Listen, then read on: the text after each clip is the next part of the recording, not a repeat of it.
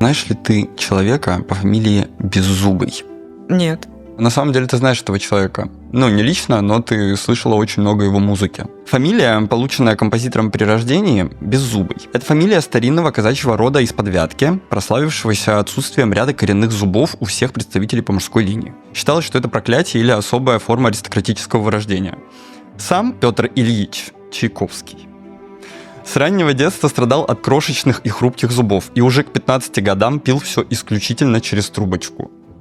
Что? Когда Петр Ильич учился в консерватории, он, значит, влюбился в модные тогда напитки западные, такие как чай и кофе.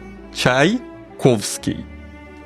Это псевдоним Петра Ильича, который он взял себе, потому что фамилия Беззубый как-то ему не очень нравилась. Вот. А он любил чай и кофе. Ладно, я все это выдумал. Я вообще практически ничего не знаю про Чайковского.